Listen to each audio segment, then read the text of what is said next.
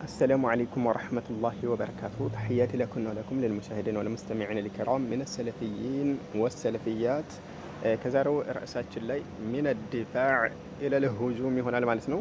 ከለላ ከማድረግ ተሸጋግረን ወደ ጥቃት ወደ ማድረስ ወደሚለው ራስ የምንሸጋገር ይሆናል። እስካሁን ባሳለፍናቸው ራሶች ላይ ከሼክ ኢብኑ ዑሰይሚን ረሂመሁላህ ድፋዕ በማድረግ ነበር። አሁን ላይ ግን ከለላ ማድረግ ብቻ በቂ አይደለም።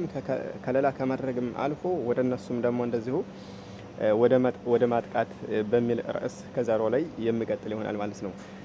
ከዚህ በፊት ከመርከዙል መሻሪዕ የመጣ መልእክት አለ። እሱና እንይ እንግዲህ ሰዒድ እንግዲህ እንትን ላይ ኮሜንት ላይ አስቀምጦልኛል ዩቲዩብ ላይ አቡ አስማ ኢብኑ ዑሰይሚን ላይ ዋሽተህባቸዋል የሚልና እዋያለሁ የሚሉ ቃላቶችን ካንተ እየሰማሁ እገኛለሁና ኢብኑ ዑሰይሚን ያው ኢብኑ ያልክ መሰለኝ፣ ምናልባት ኢብኑ ለማለት አስበህ ይሆናል። ኢብኑ ዑሰይሚን በኪታቡ ያስቀመጠው ነገር ትክክል ነው ብለህ ልትሞግትለት ከፈለክ በቲክቶክ በውስጥ መስመር አውራኝ እያለ ነው። እዚህ እንግዲህ ለውይይት ማለት ነው። በጥቅሉ እዚህ ጋር ሀሳቡ እንዳይበዛ ለውይይት እየጋበዘኝ ነው ማለት ነው። በቲክቶክ እዚህ ጋር ቲክቶክ የለኝም፣ አጠቃቀሙም እንደት እንደሆነ ፎከስ አላደረኩም። ላኪን ግን እዚህ ጋር አስገዳጅ ከሆነ እመጣለሁ ማለት ነው። ላኪን እዚህ ጋር ጽፌልሃለሁ ወደ ታች እንድትመለከተው። እዚህ ጋር ስልክ ቁጥርም አስቀምጬልሃለሁ። በኢሞ እየተወያየን ኢሞ ላይ የምንወያየውን ወደ ቲክቶክ ወደ ተለያዩ ሚዲያ ቀጥታ ስርጭት ላይ ማያያዝ ትችላለህ ብያለሁ። አይ በዚህ አልፈልግም ላዝም በቲክቶክ መጥተህ ነው ካልክም ደግሞ መርሐበን እና በዚህ ዝግጁ ነኝ እኔም ማለት ነው። መዋየት የምፈልግበትን ነጥብ በፈለከው እኔ ይኸው ሸርጥ አላስቀምጥብህም። በዚህ ነው በዚህ አይደለም፣ በዚህ ነው በዚህ አይደለም አልልህም።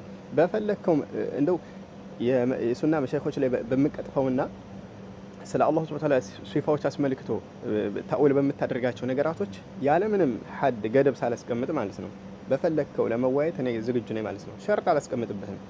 በምን እንዋይ ስለሚልም ርዕስ አላበጅልህም ማለት ነው። በተመቸህ አንተ ብቅ ማለት ትችላለህ። መርሐባ። እዚህ ጋር ታዲያ የዛሬው ጥቃታችን የሚጀምረው ምን ላይ ነው? አልዐይኑ ቢልዐይን ነውና በአይናችን ብሌን ስለመጡብን በሼኻችን እኛም እነሱ ሼክ ብለው በሚያስቡት አብዱላህ አልሐራሪ አልሐበሺ ምን እንደሚል እንመልከት። አስሲራጡል ሙስተቂም በተሰኘው ኪታቡ ላይ ቁጥር 30 ትገባላችሁ። እዚህ ጋር ኪታቡ ላይ ምን ይላል? ተንዚሁላህ አላህን ማጽዳት እኮ አኒል መካን ከቦታ ወተስሒሁ ትክክል ማለት ውጁድህ የአላህን ግኝነት ቢላ መካን ያለ ቦታ ቢላ መካንን ዓቅለን ይላል። በአእምሮ ነው ባይሆን ይላል። እዚህ ጋር በአእምሯችን ይላል። ይዘን ይኸው በአእምሮ በፍልሰፋ ነው የምትጓዙት። ማስረጃ የላችሁ የምንለው ከዚህ አንግል ነው። ላኪን ዋና የፈለኩበት ይህን አይደለም። ቁጥር 38 እዚህ ጋር ትገበሉኛላችሁ እዚሁ ኪታቡ ላይ ማለት ነው።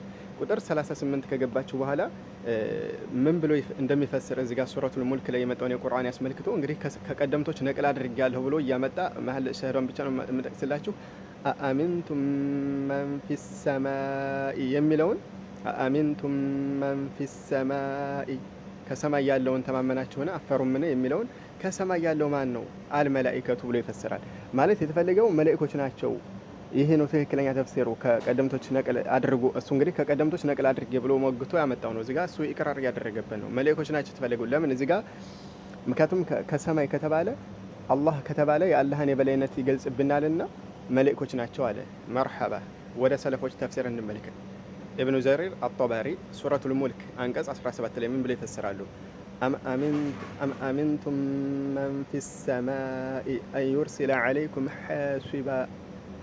እዚህ ጋር መሀል ሸህዷን ስለሆነ የፈለኩባት ከሰማይ ያለውን ተማመናችሁ ቅጣቱን አፈሩ ምን የሚለው ምን ብሎ ይፈስራል? እዚህ ጋር እኮ መን ፊስ ሰማኢ የተባለው ወሁወ አላሁ ይላል። ይኸው አላህን የተፈለገበት ይላል። መላእክቶችን አይደለም አላህ ነው እያለ ነው። ማን? ኢብኑ ጀሪር አጠበሪ ሚነ ሰለፍ ማለት ነው። ይዘን እዚህ ጋር ከላይ የተፈለገው አላህ እንጂ መላእክቶች አይደሉም። ይኸው ከዚህ አንገት ሰለፎችን እንከተል ወይስ ደግሞ አብዱላህ አልሐራሪ አልሐበሺ በቅርብ የመጣው እንከተል? መርሐባ። ልክ እናንተ በአይናችን ብሌን እንደመጣችሁ ይኸውኛም መጥተንባችኋል ማለት ነው። እስኪ ታርጋችሁ ትመልሳላችሁ እናንተ። አሁን ለምሳሌ ሰዒድ አንተ ከምታመጣው ማስረጃ በራስህ እያብራራህ ነው የምትናገረው ሼኹ ያልጠቀሱትን። እኔ ግን ይኸው በራስህ የጨመርኩት ነገር የለም የተጻፈውን ብቻ ነው የማስቀምጥልህ ማለት ነው። ይህን ለእንግዲሁ አንተ ጥቃት ብቻ ብለህ እንዳመጣ በእናንተም ላይ የሚሰነዘረውን ለመመከት ሞክር ማለት ነው። እውቀቱ ካለህና ብቃቱ ካለህ። ከዛ ውጭ ለውይይት ላልከው መርሐባ ዝግጁ ነኝ ብያለሁ። መልእክትህን እጠብቃለሁ ማለት ነው። ላኪን እዚች ጋር አንድ ዴፊኒሽን ልስጥ። አንዳንድ ሰዎች እሺ ከሰማይ ሲባል አላህ ከአርሽ በላይ አይደለ እንደምትሉት ከሰማይ ካላችሁ ታዲያ አይገጫጭም እንደ ከሰማይ ያለውን ነው የምታምኑት ወይስ ከአርሽ በላይ የሚሉ ለማምታታት የሚሞክሯት አለ። ሱብሃንአላህ። እዚህ ጋር ታዲያ ሰማዕ ማለት ታዲያ የተካበ ሰማይ ላይ ብቻ የሚጠቁም ነው እንዴ?